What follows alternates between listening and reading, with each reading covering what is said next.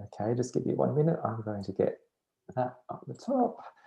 I'm using a little bit of new technology. Well, new to me. I haven't done a presentation through Canva before, so I'm hoping that it will work. Oh, fingers crossed. There it goes. Okay, can everyone see that?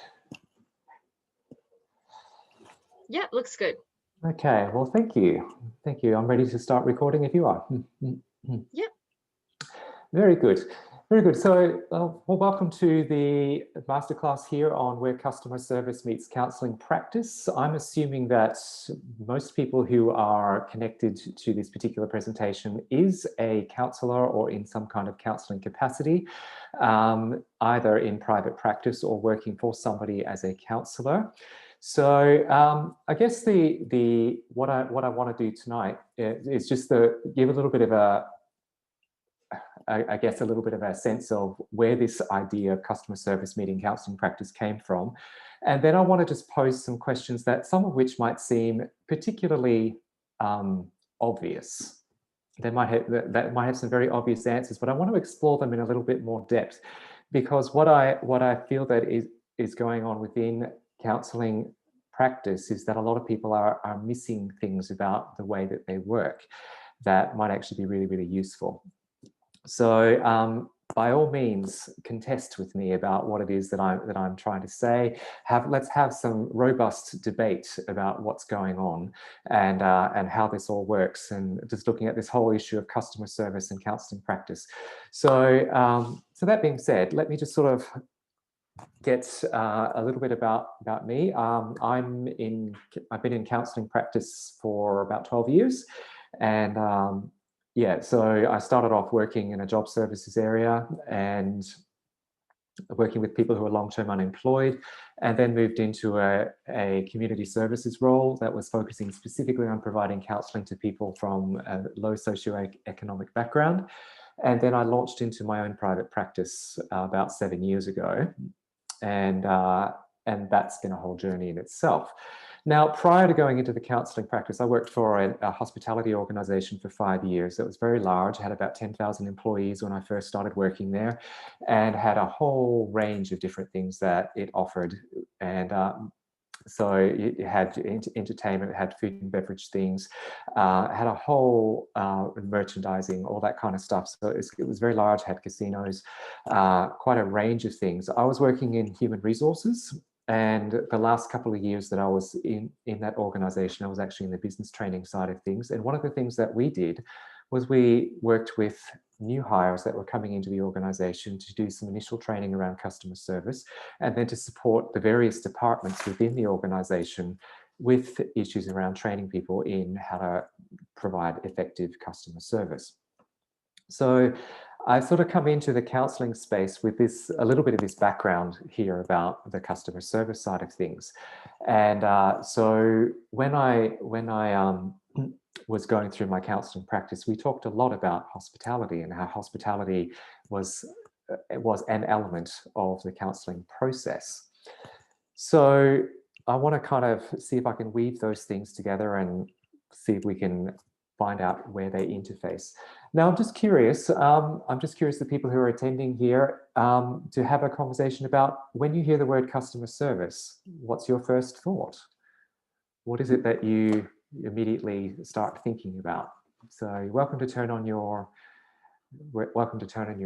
microphone and turn on your video if you wish. And yeah, customer service. What are your thoughts? I usually think of just friendly, efficient, competent service. That's usually the three things that I'm looking for. Okay, so friendly, competent. Sorry, what was the third one? Efficient. Efficient. Friendly, competent, efficient. Okay, and when you think customer service, do you think of a particular industry at all, or is it sort of a broad thing? If you're asking maybe kind of what first comes to mind, I guess I would think first of a call center or something like that. Okay, yep. Okay, so maybe a call center. So doing some direct face-to-face interaction or over the phone interaction with customers, clients, potential clients. Yeah, I guess I usually think of over the phone because that's usually how I'm. Yep. But yeah, in person as well. Yeah, No definitely. worries. No worries. Elise, do you have anything that you wanted to add there? The customer service.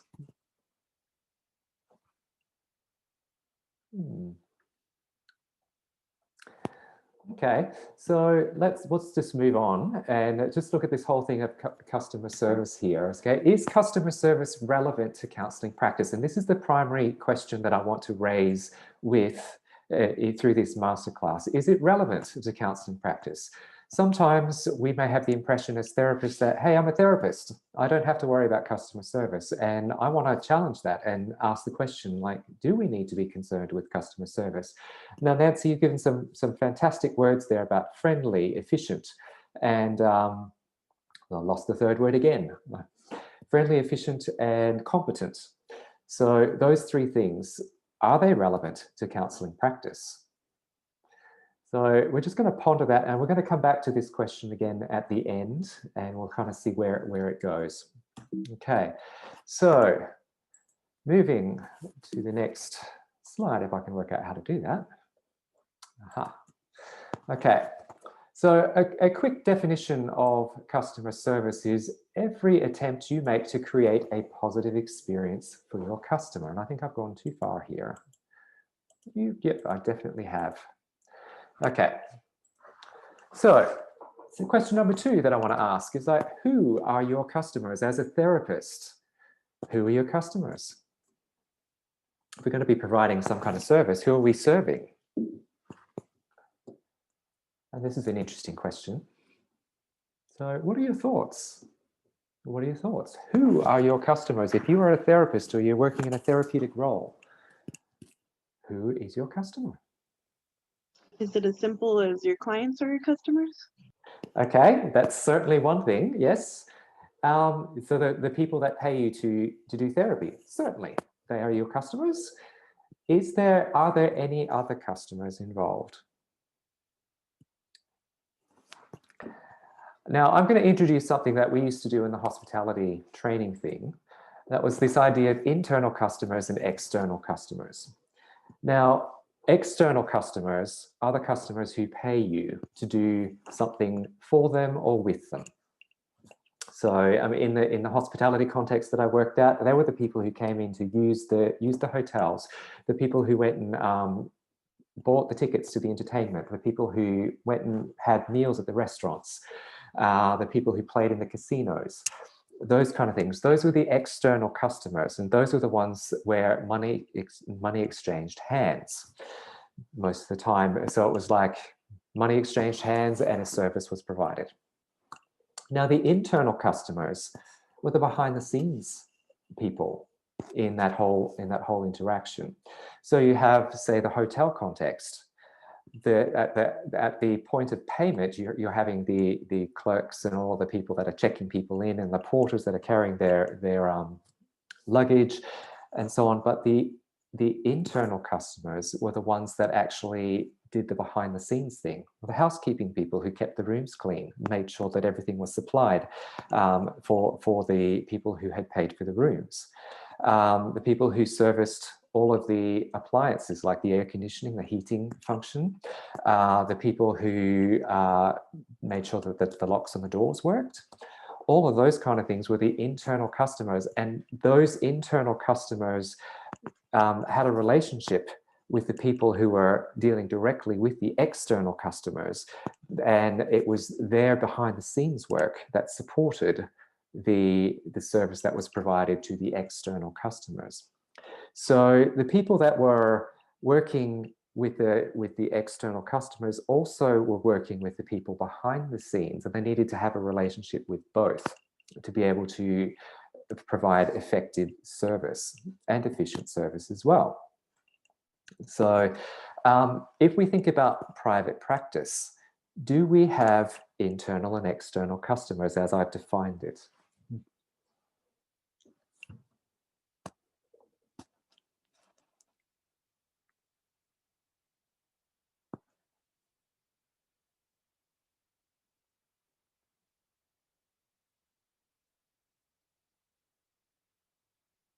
It's a big question.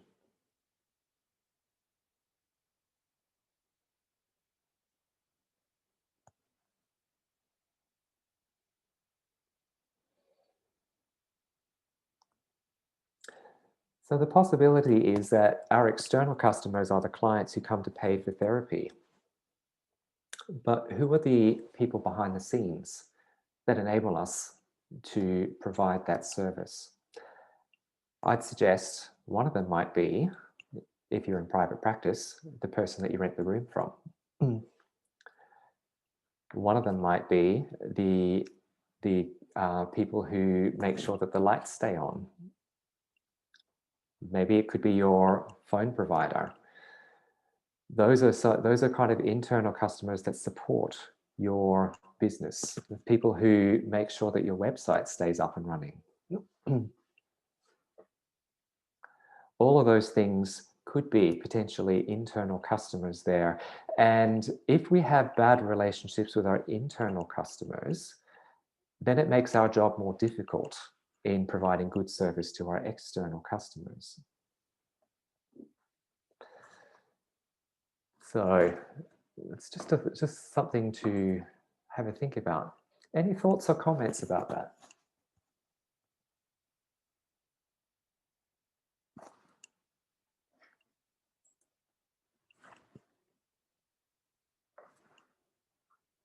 So I've got the comment here that both internal and external customers are necessary for a thriving counseling practice, whether you're working for somebody else or not. If you get on the wrong side of your internal customers, there is a possibility that your practice with your external customers could be sabotaged. So, what is customer service? Our customers have got two components, the internal customers and the external customers. What is customer service then? We've already talked very briefly at the beginning about how you define customer service. Now I'm just going to give you a broad definition of what customer service is. It's every attempt you make to create a positive experience for your customer, whether they are internal or external. So a positive experience. So the words you mentioned earlier, Nancy, were efficient, competent, friendly. Those things can all contribute to a positive experience. Is there anything more that might contribute to a positive experience for your customer?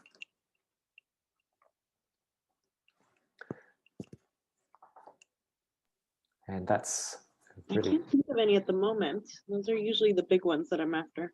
Yeah, and those ones they have an impact. They have an impact. If they're missing, people notice.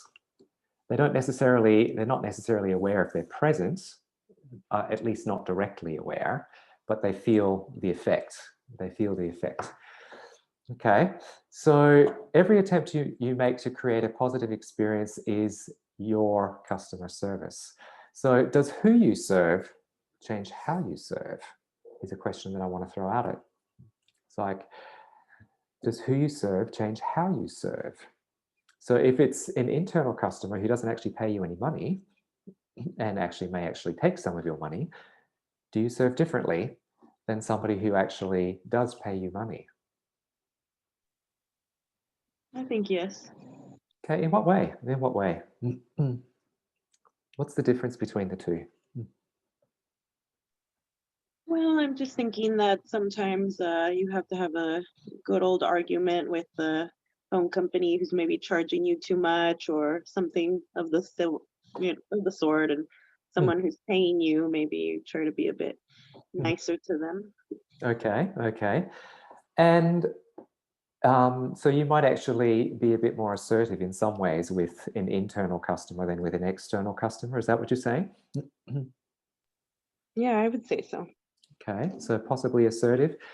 Okay, and what might be the impact of being more assertive with an internal customer? It could definitely go sideways. Yeah, it has the potential to change things from being a positive experience to being a ho-hum, or possibly I don't want to have contact with this person necessarily. And the knock-on effect for that could be that they paint a picture of my business or my practice based on their interaction with me, which might actually open up or block the possibility of referrals and people getting to know me in a positive light. So I'm not saying that there's no place for being assertive. I mean, your example of the phone company and so on, it's like, well, sometimes they're not providing good customer service themselves, or they're not being competent or efficient or friendly in the way that they're approaching me as a customer or a consumer of their services. So there might be a place for assertiveness, and there needs to be some kind of balance with that, because if we put them offside, we may actually cut off our nose to spite our face in some respects, because they can be a gateway to other clients because they have had interactions with me. So just putting that thought out there. I mean, maybe I'm taking that too far. Maybe there are certain interactions where that doesn't apply, but certainly we need to be thinking about, okay, who are these people connected to? And would they possibly be able to link me to more potential clients? And if so, then how do I work with them? So it's interesting. I run a Facebook group for counselling therapists in business, and I asked the question about customer service and what does it mean to them. And nearly everybody identified that customer service was about serving the people who were being involved in therapy, and nobody actually really thought beyond that. And so that was an interesting kind of awareness for me, that we don't necessarily think about what's going on outside of our counseling space as being something that we need to pay attention to, and how we interact outside of the room where we're doing our therapeutic work is just as important as how we interact inside the room. So what does great customer service look like? Let's give me some example of some specific behaviors of the friendly, competent, efficient stuff. What kind of things would fall under that? What kind of things would you observe? Just a general thing, not specifically in a counseling context, but just in general. What does great customer service looks like? I think that it's usually someone who, just is willing to help you with whatever the problem is, and whether they know the answer to your question or not, but they are actually, there to provide good service. And so it's simple things like if they're going to transfer you, telling you like, oh, I'm going to explain to the next person who I'm going to transfer you to what the problem is. That way you don't have to repeat yourself. Or, if they're going to put you on a long hold, then checking in with you and just telling you, updating you that they're still waiting on whatever, or just making sure that you're still there. It's just like the little things, I think, go a long way. Exactly. And a lot of the customer service side of things are the little things that actually communicate something to the person that you're dealing with. So let's have a think. I mean, you gave some great examples there about like the checking in and letting people know what's coming next and all that kind of stuff. So what does that communicate to the person on the receiving end of that kind of service? What does it communicate to them? Communicates that the person cares and is there to help. Okay, and what does it say to the customer, the customer that's receiving the service, about how they're viewed? It makes them feel valued and appreciated. Like they're important, so that they're not forgotten. They're not just a number. That kind of thing. So yeah. So some more examples of great customer service. So some of the best customer service can show up when there's been a mistake that's been made, and trying to clarify exactly what's going on. And we used to do in the hospitality business training that I was doing, we used to have this regular thing about somebody who needed a wake-up call and didn't get it. for whatever reason, and they call down to the concierge down at the hotel desk and say, look, I've missed a call, I'm going to miss a flight. And the customer service that was provided in that particular example, like bad customer service would have been trying to research like who made the problem, like where did it fall down, and trying to assign some kind of blame. That would be bad customer service.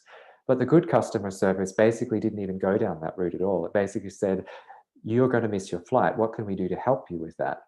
And here are the things that I'm going to put in place, and so on. So, so in that particular situation, the customer service actually provided a solution to a situation that was causing the customer some distress. So, so that so follows on a similar thing to what you mentioned before there about somebody who is listening, somebody who is communicating that they're there to help. They're not sitting there trying to blame, they're just trying to find a solution that works. And of course, that depends upon the authority structures and so on that are involved. But the great customer service really didn't focus on the fact that a mistake had been made, but looked at, okay, how can we solve this to everyone's satisfaction? And keeping in mind the policies that were governing what was going on in that particular context. So the great customer service can have a whole bunch of different specific outworkings, but as you're saying, it's about paying attention to the details and the little things. Okay. So how do you coming specifically to the counseling practice, how do you serve your customers in your counseling practice, your internal and your external customers? What kind of things would you do, or do you do to serve your customers? I have a feeling I've gone and missed some slides here. Yes, I have. Sorry, the technology is not working quite the way that I expect, so it's moving along faster than I realize. Okay.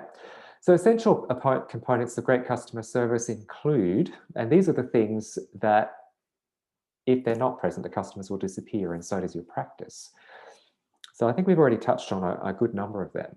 So your friendliness, your competence, your efficiency, the information that you provide, and so on. So I've just got a little list here of some of the things that I thought of, and let's see if there are more that could be added to the list. So things like respect, consistency in your practice, transparency about what's going to happen and why, communication about what's going to happen and why, a team orientation thing where it's a collaborating with the person. It's not I am under you and you're over me, or I'm over you and you're under me, but we're working together to find an outcome that we both can be happy with.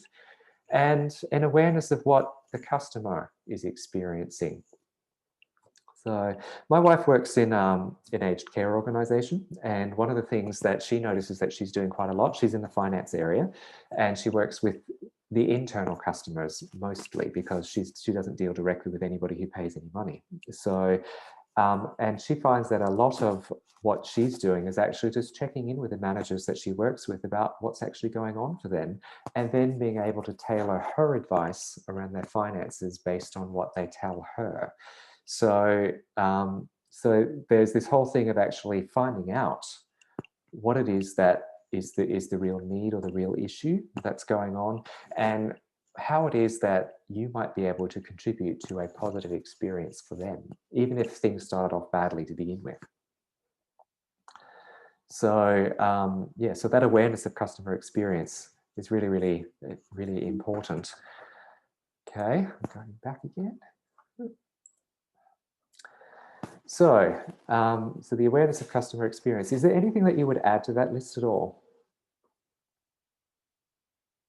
No, I think you got it all. Okay, okay. So let's move right along. So in your own practice, we kind of raced into that a little bit earlier, but in your own practice, how do you serve your customers in your counseling practice? I think by just making it clear that that we're going to go at their own pace, that I'm going to be there to support them, and just really explaining the process and making sure that they're comfortable with how things are moving and giving them the space to ask questions and that kind of thing. So when would you do that? When would you do that kind of interaction with your clients? I was thinking in the initial consultation, I think that first call is a lot about customer service. Absolutely. Of course, throughout all sessions, but I think you really have to have good customer service in that initial consultation. Okay, and what happens when the good customer service is there? What's likely to happen when you have those interactions with your client the way that you described? What is it? I think that it builds a sense of trust and a deeper connection, and they're more likely to want to buy your service. Engage in the therapy, that kind of stuff. And a lot of it's about, I know for me in my own practice, I get the initial contact from a potential client, and a lot of times they're just wanting to know, do you work with X, Y, and Z? Which is like, well, I could say yes or no, but I'd like to actually know a little bit more about that. And I encourage the clients, no matter how they initially contacted me, to actually have a phone conversation with me, because I actually want them to hear my voice and sort of get a sense of, is this somebody that sounds like someone that I might want to work with just from the beginning, before I even meet them in person or online, depending upon how they choose to work. And I'm basically wanting to build that rapport right at the beginning with that initial conversation. It's like, okay, as I talk with you, let me hear about what it is that's a little bit about what it is that's leading you to counseling, and offering you some information about things that might be relevant to you in your particular situation. Now, I've got a little package of things that I'd like to send out with clients, to potential clients, before they sign up with me, because my philosophy is that I want them to be well informed about what they're getting themselves into before they make that decision. So I've got things like the terms of service, I've got the schedule of fees, I've got my cancellation and reschedule policy, which are the three things that I feel are most essential for clients to know about right at the beginning. And so when I have that phone conversation, I actually ask them, can I send you some information that you can think of that will help you to make your decision? Because I know that some people will jump straight to the, how much do you cost? And I don't want to have that conversation straight away, because it's like, if the cost is the main factor for them choosing to work with me, then I probably don't want to work with them, because they're going to be always thinking that my pricing is too high. And that will be a distraction from the work that they need to do.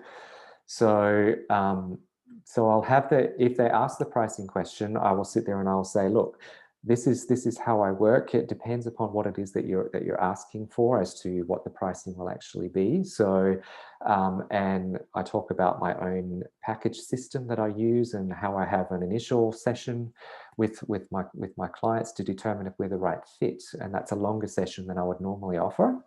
But if we decide we're going to work together, then I ask people to commit to a 5 or 10 session package. And so I'm telling them this before they've even signed up with me, so that they know, hey, this is how I work. And if they don't want to work that way, they can make that decision straight away. It's like, this isn't going to work for me. But I'm putting it out there that this is how I work. And so depending upon the package that you purchase will depend on how much you pay. Can I send you out the information about that? And I don't even necessarily have to say what the pricing is, unless they really, really push me. But it's more about, hey, this is how I work. This is why I do the package thing, because I'm communicating to them. There is a whole process of change that's going on with counselling, and you're going to need some time. And if whatever it is that you want to work with has probably been around for a while, it's probably going to take more than one session. So I'm suggesting that a minimum of 5 will at least get us a good stab at working through the issues that you need. And if you find you work through it more quickly, then we can negotiate what you do with any remaining sessions. And so it's putting things out there, just planting some seeds, and just having some, giving them some information so that they can make an informed decision about what it is that they are going to be getting into when they work with me. So, and I say, other counsellors may work differently. This is how I work. And if that suits them, then they might want to go forward with that. So yeah, so it's a lot about it's building the rapport, it's building the framework, from the beginning, and setting the tone of like, how are we going to work? I will communicate as much as I can to you about what you need. I will give you the space to ask the questions that are of most concern to you. And it's funny, when I don't know if you've had this experience, but I will often ask potential clients, and even in that first initial session, I will ask like, do you have any questions of me that you really need to know that's going to help you to decide whether or not you can work with me? And I'm amazed that very rarely does anybody have anything. Now, I don't know what that means. I don't know if they're just a bit too scared to ask, but it's setting the tone to say it's okay to ask questions. It's okay to ask questions. That's something that I want to have in my therapeutic process. Is you can ask questions. You can ask me why we're doing what we're doing. You can ask me about something that I'm doing that's having an effect on you. It's okay to do that kind of thing. So trying to settle that tone and sort of build up that rapport so that people are actually aware of what they're walking into. They know what the structure is, and it sort of can build a whole sense of safety. Build a whole sense of safety for them about what they're going to what they can expect as the work progresses from me. They may not know these specifics about what's going to happen for them as they go through the process, but I'm actually building the rapport so that they are confident that I can support them regardless of what turns up in that space. So, but how do you work with that? I mean, you've already mentioned a little bit about that, Nancy, about what you do. Is there anything more that you add into that to building the space for clients? Yeah, I think I do a lot of the same that you do. I just make sure to also emphasize what questions do you have, and really encourage them to think about what's important to them. And I just one technique that kind of works for me, and that I noticed that a lot of people take note of on my website, is that I emphasize the importance between the relationship of a therapist and a client. And a lot of people seem to like that, because and they ask me about that sometimes in the consultations and the initial calls. And they say, well, I noticed that you really want us to have a good connection. And then I just explain the reason for that, and I say, yeah, of course, and that's why I do longer initial consultations, because I want to get to know you, I want you to get to know me, and I want to make sure that you're comfortable with how everything's going to work, and that I can actually answer all your questions. Yep. And then I just explain to them. Sometimes I share, a personal story of how I, didn't connect right away with the second therapist that I went to. Yep. And then I had to keep searching for another one, And so I think that people really, they appreciate that, because they know that sometimes it is a bit hard to find the right therapist. Yeah, and one of the things that I find myself saying with clients at that initial stage is like, I might not be the therapist for you, and it's okay if I'm not. And that's part of my reason for having that initial consultation, is for you to decide, can we actually work together? I mean, and I need to make that decision for as well, because there might be things that you're bringing to the table that I've not encountered before, and that I may have great difficulty assisting you with, in which case it's best for you not to work with me. And I need to make that assessment as well. So being really upfront about that, it's like, hey, this is to support you, and if it's not going to support you, then it's okay to find somebody else. And that's a really important thing that I do similar to you. It's just like, but I also put in a lot of my communication there about the relationship as well, is that the research seems to say that the connection with your therapist is one of the biggest determinants of success in therapy. So if you're not feeling connected with me after the first session, then we're going to have to either do a lot of really hard work, or it might just be easier to find somebody that you click with better. And that's fine with me, and sort of letting people know that it's okay. It's okay. It's like, I don't have to be the counselor for everybody. And that seems to take a bit of pressure off people. It's like to make this work. And yeah. So we've talked about our external customers, the ones who come in and pay us for service, but how do we serve our internal customers?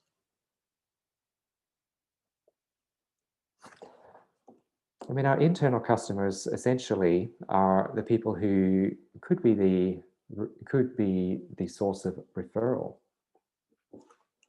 They could send people our way potentially. So how do we nurture those kind of relationships?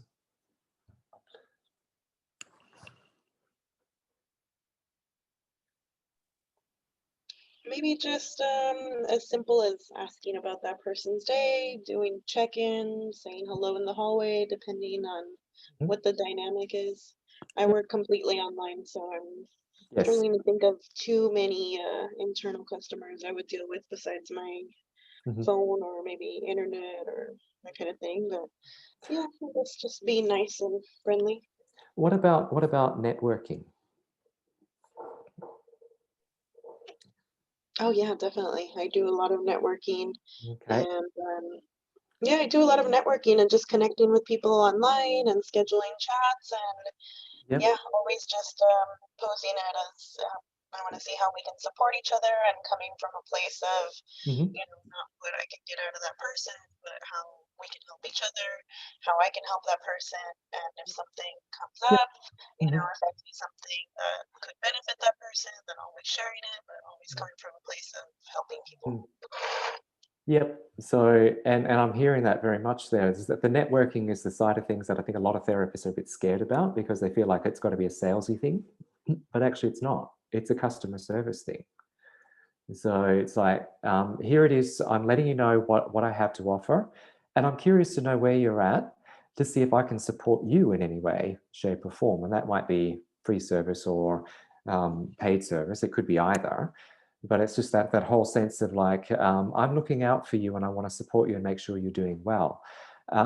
It's one of those things that as I've moved into the private practice space, I've had to learn how to do that. That was really difficult. And I'm not sure that I fully have the best handle on it yet, but I'm certainly much better at it than it was. It's like, how do I build those relationships with other people who might access my service or know people who might be able to access my service? So some of it's about the information that I provide. This is what I do. These are the kind of issues that I work with. These are the kind of clients that I work with. These are the clients that I don't work with, which might be really important just to communicate at times, because otherwise you end up getting bad referrals. Yeah, so, and here's where I operate out of, and being available for questions about what it is that I do, but then also being curious about where they're at and what some of their concerns might be in their context. Yeah, building the rapport, again, it's similar process, but with a slightly different focus here. Still supportive. Okay. So, questions, comments?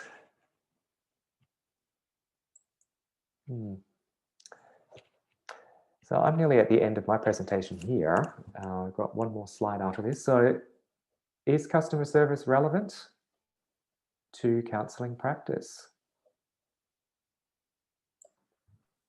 Yes, I think it definitely is. And I think it's much broader than we often give it credit for. So anyway, last slide here is just some contact details if you wanted to do any follow-up here with me. But I'm just going to throw it open here to just have more conversation around the experience of either customer service or the reflective practice stuff I spoke about at the presentation on Monday, or anything else that you'd like to have a chat about that's drawn your attention from some of the stuff that we've been talking about either tonight or earlier. Yeah, no, I found this topic really interesting because I think since I come from the US where everything is very customer service oriented, and then moving here and the customer service being pretty horrible in every sense, it's yeah, it's I've found it that it's a useful skill to have. Mm, Prior to becoming a therapist, I worked in customer service and higher education. yep. And even though my role, I mean, for a few years it was something like customer service specialist, you know. Yep. But after that, even when I was working in accounting or whatever, but it was always customer service, always having to deal with people and, you Mm, know, making sure that they were happy and satisfied and networking. And so, yeah, I think customer service is really important. It's a really good skill to have. And so mm, it kind of shocks me that so many people here lack just basic decency when they work in customer service roles. And yeah, especially because you know, it is a thing that in the US, a lot of people think, oh, the customer service level is so high because of the tips. But for example, I never worked for tips, but it's just the standards are really high and mm, there's training and there's just expectation. yep. And, you know, for example, like the other day, I was communicating with someone. I don't even remember about what it was, and they responded to my email after I had pointed out a mistake that they made. I didn't say it in a rude manner or anything, but I just said, I'm confused because you said this, but then you said that. So these are two different things. So I think you've made a mistake. Can you tell me which one it is that you're after? Mm, And then the way that they responded in the email was in all caps in uh, bold letters. And uh, I just thought, oh my goodness, I would have been fired right away if I ever sent an email in all caps to yeah. anyone.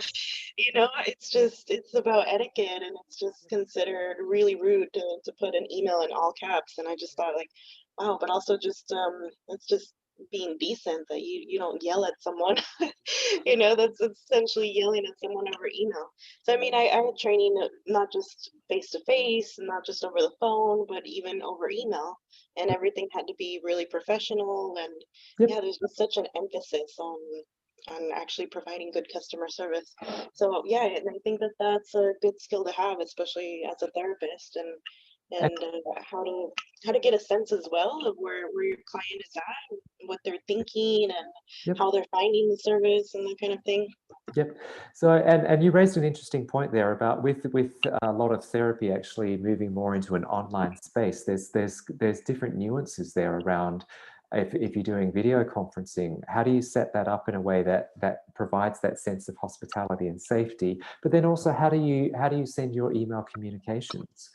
I find when I'm doing email stuff with clients or potential clients, I'm constantly thinking about the wording and trying to be really clear and trying to make my try not to the client, which is interesting. It's like it's not that I would necessarily intentionally do that, but because at times as therapists we have this knowledge bank, we can present language that's not everyday language. Yeah, yeah, definitely. Clients And are that's why even in my calls, I think just the call that I did yesterday with the potential client, she wanted to know about, the modality that I used. And after I explained everything, I just checked in with her and I said, was that too wordy? I tried to, make sure that people can understand what, and she said, no, no, yeah, you did great, great at explaining it. But yeah, yeah, I mean, just simple things like that, like just checking in and yeah. seeing if people understood. And yeah, because sometimes I think we can get a little bit carried away because we know a lot about the topic. And yeah, I think we can And explain it to help people. and in any field, there's a whole bunch of jargon that people who are not associated with the field won't necessarily know. And being aware of where the jargon is and how do you actually explain it to somebody who wouldn't use that jargon can be a real challenge. I mean, it's funny because I sit there and think about when I built my first website. um, I wrote the website for me. It was not in my client's language at all. And so it was like, I understood it. It made perfect sense to me. But I had other Yeah. people that read it and said, I don't know what you're talking about.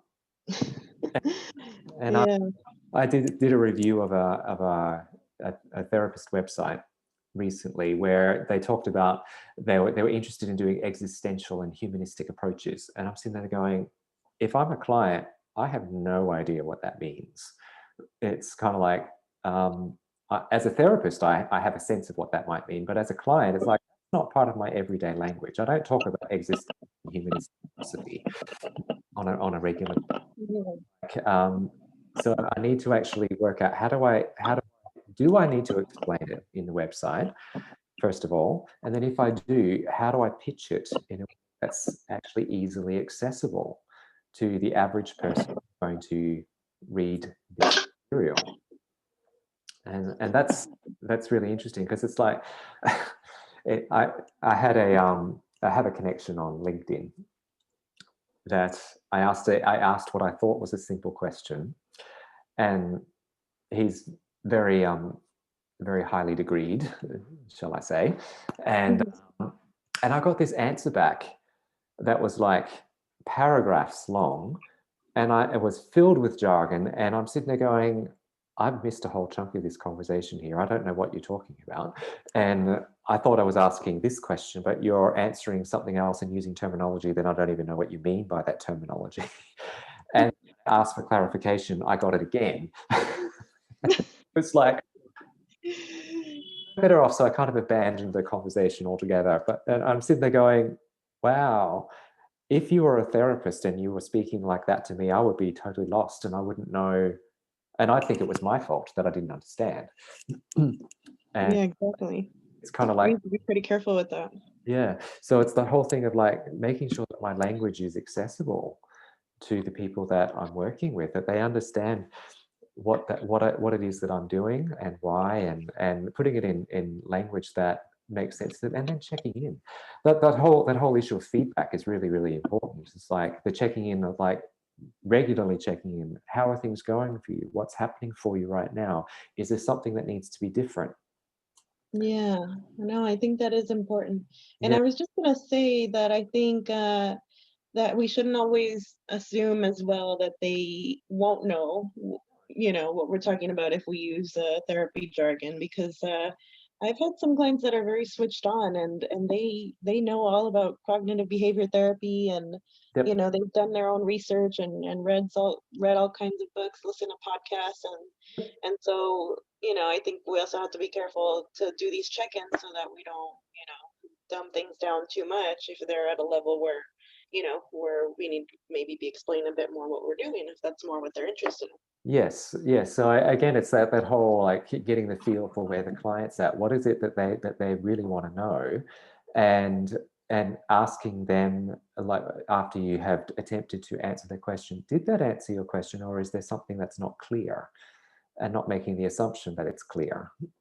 So if it is clear, they'll tell you, and if it's not clear, you're giving them the option to say, actually, I didn't understand this, and being okay to sort of go back and revisit it. So, Yeah. and without making them feel small or stupid or like I'm really dumb because I didn't get it. So it was interesting in my training.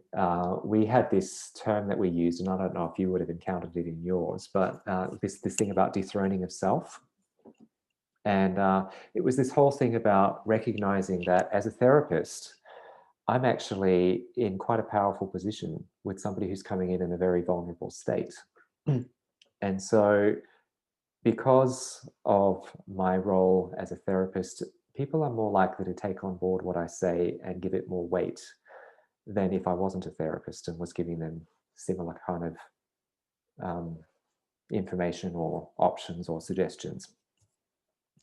And so we talked a lot about, like, how do you actually work with a client and help the client to feel like they are the powerful one in this relationship, and they get to have the final say as to what's going on within the therapy space.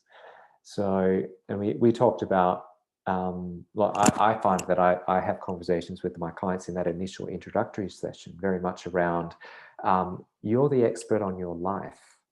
I don't, even if I worked with you for the rest of your life, I'd never know everything about you that you know about you. So I want you to use that information, because that's going to be really important. You know things that I don't know about what's going on in your life and what you've lived through. And that's going to be important for you to make decisions about what it is that's going to be best for you. And my job here is to hold this space for you so that you can do that, but to help also guide the process so that it's most beneficial to you. So my expertise is not in your life. My expertise is on this process to be able to help you to work through whatever it is that you need to work through. So I might give you some suggestions, but it's only suggestions. You may recognize straight away this isn't going to work for you, and that's fine.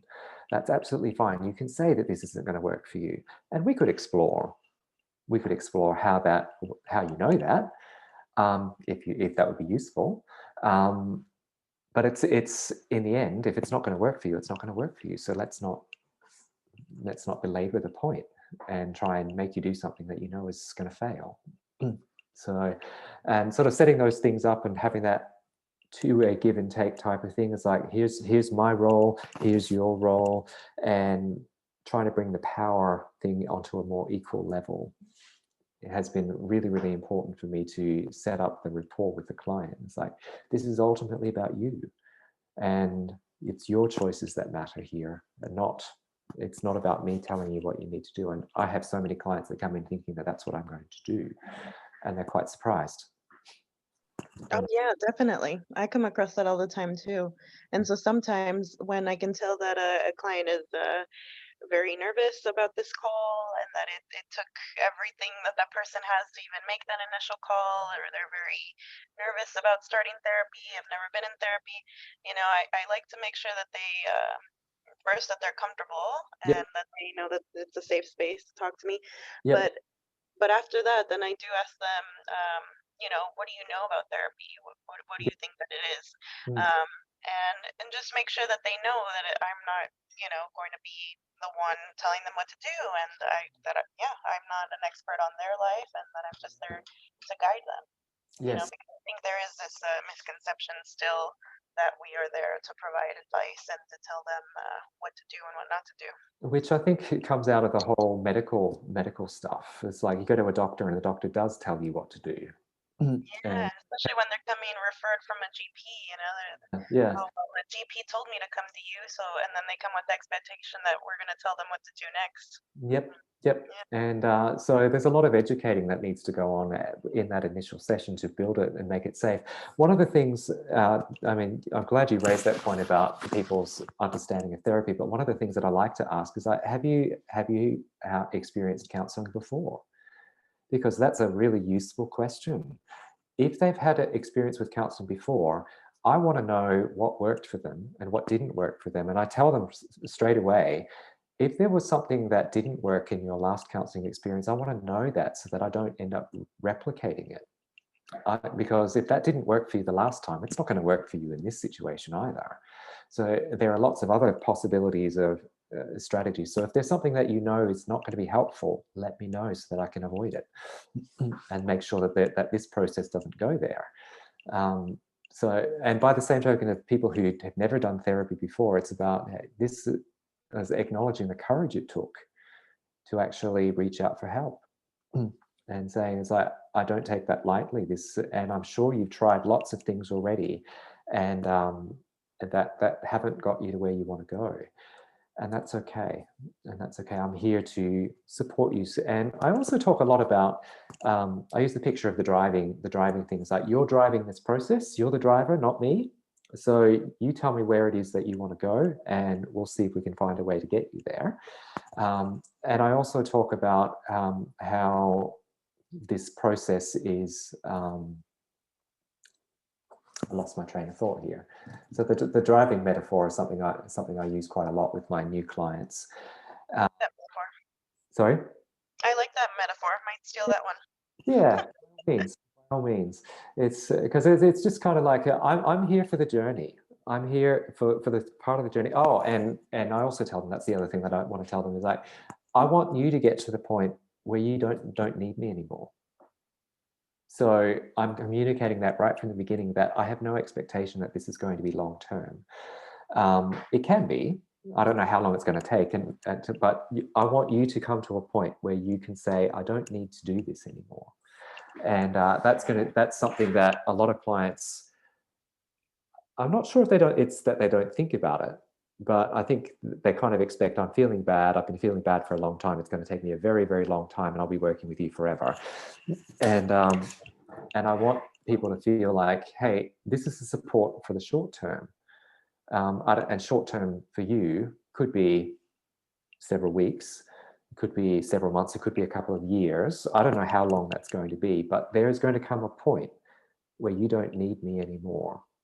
And that we're going to celebrate that when you get to that point, because that says that you've actually got to where you want to be, or that you're feeling in a space that you're strong enough to no longer need this support. And that's a good thing. So and just sort of setting up that framework there, it's just like you're not married to me. You don't have to be with me. So and even the whole thing about taking breaks, I say to my clients, is like, life happens. You can be in the middle of doing some great therapeutic work and suddenly somebody dies in your family, you have a car accident, you lose your job, this, that, and the other. It's like, okay, if you need to go and attend to those things, do it, because that's going to interfere with your therapy, with the therapy that we're doing. And it's okay to take a break. Just let me know. Don't just disappear. So just let me know I'm taking a break, and I'll contact you when I'm ready to come back, or make some arrangement about that. But building that whole, hey, we've got this two-way relationship going, and I need things from you to be able to support you well, and that comes in a lot with my terms of service, and some of the things that I need to have in place from you, like the contact information and emergency next of kin and all that kind of stuff. And then if anything changes, I need you to tell me that, so that we can work with that. So and giving them permission to change direction as well. So Yeah, those are all really great. Mm. Yeah, I love what you said about, celebrating the end of therapy. Yeah, because I do talk to my clients about, getting to a point where, I don't want them to start using me as a crutch, and I do want them to get to that point where they are, self-sufficient and stronger, more resilient. So yeah, but I love how you're framing it as it's definitely a reason to celebrate. And granted, I mean, I don't get a lot of clients that I actually get to see them get to that point. I mean, when I was working for the non-government agency with low socioeconomic clients, a lot of clients would just stop. It's like they weren't paying anything for the service, most of them, or paying very little. And so you'd work with them for a while, and then they disappear. And it's been like, okay, I don't know what just happened.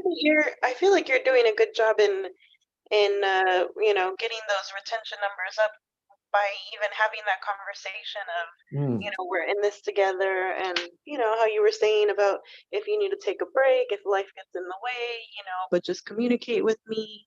Yep. And yeah, I think that that's going to be an approach that I start using as well, because I have had quite a few clients, and of course I'm understanding, when people, do a first session or do a first call, and then I don't hear from them. And then if I follow up, they say, oh, I'm in the middle of moving, or something happened, life event, insert life event here. Yep. And but yeah, actually I wonder, like, if I had that conversation with them in our first session or in our first call about, hey, if something happens, it's okay to take a break, but just just know that I'll be here. Yeah, so that's interesting, because I have noticed that quite a bit. And I just started my private practice this year. Yep. And same as you, before this I was working in an agency, so totally different dynamic. Very different. Yeah, very different. So yeah, that's one thing that I'm wondering, if other therapists are struggling with this, with retention and with people showing up. I know that this year has just been so crazy, and we're being hit with so many different things, and I feel like there's more of those life events happening than usual, so Yes. yeah. Extreme. Yeah. And I guess one of the things that I hear you saying there is that how do we manage the retention rate? One of the things that I did, I used to do session by session counseling work, where it was just like, okay, we do one session, then we book the next one. And I just got to a stage where it was just like, we're dealing with a process of change, and what I'm actually encouraging here is like for people to be in crisis mode. And so to only come and see me, and they'll see me once, and then they'll get relief from crisis, and then they'll disappear until the next crisis hits. I thought, that's not exactly who I want to be working with. And so the whole thing about framing it is like, we're going through a process of change. We're actually trying to make sure that you're getting to where you need to go, and we're going to need to give it time. That's really, really essential for me to communicate. And so the whole package thing actually says, okay, we're going to test out for 5 sessions and see how we go. 5 sessions might be enough. Okay. And then if it's not, at the last session, we then do a review. Okay, where were you? Where were you when we started? Where are you now? Are you where you want to be? Do you need to do some more work with me? Do you need to take a break? Do you need to stop? Have you completed what you needed to do? All that kind of stuff. And having those conversations built into the package actually has been really, really useful, because I get feedback then, because the clients have already committed to this process. And I tell them at the beginning of the package, we're going to discuss how things have gone at the end, on the last session of this package, and we then make some decisions about what you need to do next. And so it's all above board. They know it's coming, and so they're then thinking, hey, we're actually trying to see if this is doing what it needs to do. And I'm getting them in that mindset that it's I need to be paying attention to the process and be able to give feedback about what's going on, to be able to make sure that I get to where I want to go. So it looks like my time is up. So thanks so much, Nancy. It's been lovely having a chat with you. Thank you for your presentation, Neville. No worries. Thank you, Aisha. And, hi, Pip. Nice to see you again.